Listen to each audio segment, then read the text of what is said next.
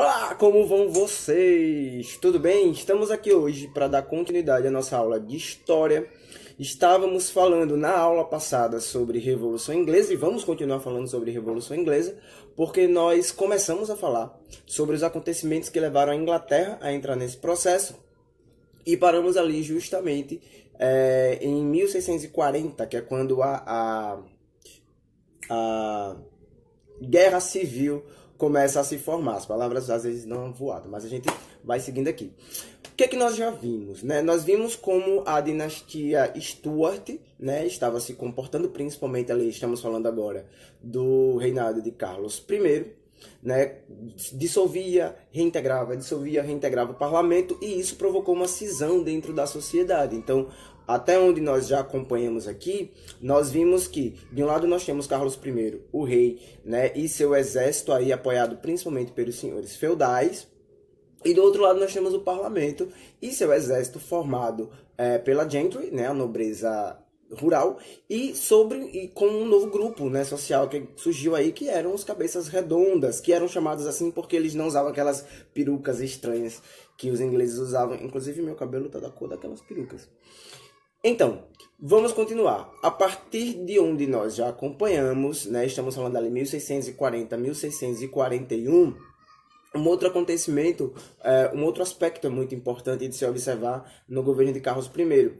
Eu já havia chamado a atenção para isso no vídeo passado, que é o fato dele tentar impor o anglicanismo, inclusive sobre as pessoas que já eram calvinistas, né? Vale lembrar que quando a gente falou no vídeo passado sobre os períodos da Revolução Inglesa, nós falamos que a Revolução Puritana é um desses períodos. A Revolução Puritana, ela vai acontecer praticamente ao mesmo tempo, praticamente não, ela vai acontecer ao mesmo tempo em que a Guerra Civil está se formando e acontecendo também, porque a Revolução Puritana, né, os principais acontecimentos, ou os primeiros acontecimentos, eles vêm daí, 1640, 1641, quando os escoceses, que eram em sua maioria calvinistas, invadem o norte da Inglaterra, justamente por causa dessas questões religiosas, né? Somado a esse grande impacto que vai ter para Carlos I, nós temos aí o exército, né, do parlamento se fortalecendo e começando os primeiros enfrentamentos entre os dois exércitos, o exército do parlamento e o exército do rei. Em 1641, 1642 e 1643, nós vamos ter aí batalhas muito importantes. Em 1643, inclusive, tem a grande batalha de Naseby, que é talvez a grande vitória, né? Tipo, a vitória mais falada aí nos livros por parte do lado do parlamento. O parlamento sai vitorioso, o rei tem que fugir, né? Ele foge, ele vai se esconder na Escócia e por lá ele consegue ficar por mais alguns anos. Em 1647 ele consegue se fortalecer e tenta mais uma invasão à Inglaterra. Ele mais uma vez perde nessa batalha, e porque durante esse processo aí, né, durante esse momento entre 1643 e 1647, Oliver Cromwell, que é um grande líder, né, do exército do parlamento, ele lança o New Army Model, né, o novo modelo do exército, um exército profissionalizado, um exército com novas armas, com novas tecnologias e novas táticas. Então, esse exército faz toda a diferença agora nessa segunda tentativa, em 1647, que é quando finalmente Carlos I é derrotado e é julgado, condenado à morte por decapitação. E isso é muito importante para a história da Inglaterra, para a história da humanidade a gente pode dizer hoje, mas naquele momento para a história da Inglaterra, porque é um símbolo, né, ter o seu rei condenado à decapitação, ter o rei sendo assassinado, sendo julgado e condenado, quebra com aquela ideia que se tinha até o momento na Inglaterra, de que, no mundo inclusive, de que o rei é uma figura soberana e está acima de todos os outros, de todas as outras pessoas, de todas as outras organizações. Então, essa simbologia é muito forte. Então, 1649, temos aí o final, né, com a decapitação de Carlos I. Acabou esse primeiro processo, vai ter início a partir daí um novo tipo de governo dentro da Inglaterra, né? Começamos aí com o governo de Cromwell. E tá tudo certo? Tá tudo bem? Não, porque embora Oliver Cromwell não quisesse ser chamado, nunca aceitou ser chamado de soberano ou de rei, ele governou de forma ditatorial. o governo de Oliver Cromwell foi um governo ditatorial. E isso vai gerar consequências e insatisfações na sociedade, principalmente nas classes mais pobres, que vão vir mais para frente. Porque, imagine, quem fez parte do exército de Oliver Cromwell e do parlamento e conseguiu destituir o rei? Principalmente as camadas mais pobres, principalmente os homens que viviam nos campos. Esses homens foram lá, lutaram e conseguiram mudar o que seria o cenário da Inglaterra. Porém, para esses homens não houve de fato uma grande mudança, porque quem estava colhendo os bons frutos da Revolução, dessa primeira parte da Revolução Inglesa, eram somente a gentry, que já era a nobreza rural, e os cabeças redondas. As pessoas pobres que foram lá e que fizeram a massa do exército continuavam na pobreza. Por causa dessa insatisfação agora, vão se criar dois novos grupos, Digglers e Levelers. Os Levelers são os niveladores e os Digglers são chamados de escavadores. Então vamos lá entender, né? Niveladores e escavadores, esses dois grupos, eles exigiam os mesmos direitos. O que eles exigiam eram direitos iguais para eleger representantes políticos dentro do parlamento, porque isso é que era importante para eles naquele momento, né? Ter representantes dentro do parlamento e poder exigir aí o tão sonhado pedaço de terra deles, né? Esse pedaço de terra que tinha sido mais uma vez confiscado, só que agora tinha sido confiscado das mãos de quem? Das mãos dos senhores feudais e da própria igreja anglicana. Então vamos entender, nivelers ou niveladores. Os niveladores eles queriam representantes das camadas menos privilegiadas dentro do parlamento inglês. Enquanto os escavadores, eles reivindicavam as terras que pertenciam à igreja anglicana. Na verdade, eles queriam que fosse feita uma reforma agrária. E é lógico, né, é muito óbvio, que essa reação ela não vai ser bem aceita por Oliver Cromwell, porque como eu falei para vocês, ele era um ditador também. Então Oliver Cromwell ele vai reagir de forma muito violenta, ele vai mandar perseguir e assassinar todos os representantes dos dois grupos, né, e é assim que ele sufoca a criação aí desses dois grupos sociais, desses dois movimentos sociais dentro da Inglaterra. Ele vai governar até 1658, né, que é quando ele morre.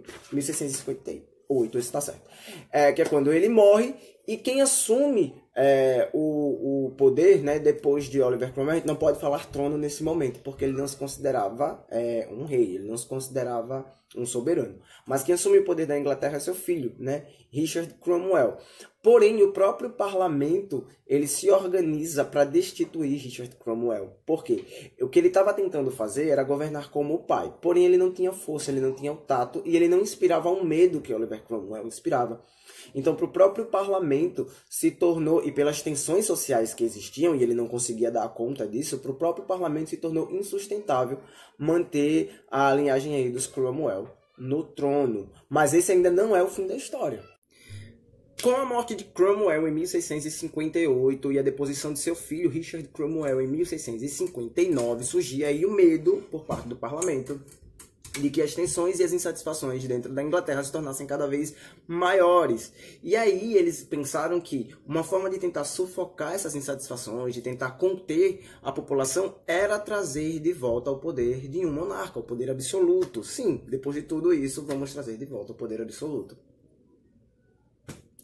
E aí que pensam em trazer de volta, né? Se arquiteta, se organiza aí o retorno da dinastia dos Stuart. E agora Carlos II, filho de Carlos I, que foi lá, né? Que teve sua cabeça decapitada. Ele é colocado aí num acordo, depois de vários acordos com o parlamento, ele é colocado de volta no poder. Ele assume, não tem grandes mudanças dentro da Inglaterra durante o seu governo, né? Durante o seu reinado, vamos dizer assim.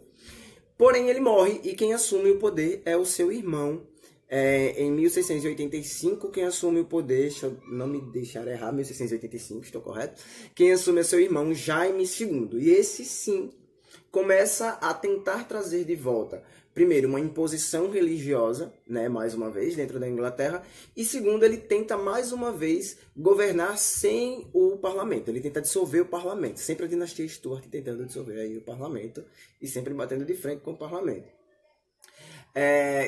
o que ele estava, como ele estava administrando, como ele estava governando a Inglaterra, começa a preocupar mais uma vez, porque o que se temia era mais uma vez um processo de guerra dentro da Inglaterra, ainda enfraquecida por todo o processo de revolução que tinha passado. Então, alguns lordes da Câmara Inglesa, né, mais especificamente 7 lordes da Câmara Inglesa, arquitetam aí um golpe, vamos dizer assim, porque a Revolução Gloriosa, que começa a se arquitetar agora, tende a ser encarada de formas diferentes. Primeiro, por que é chamada de Revolução Gloriosa?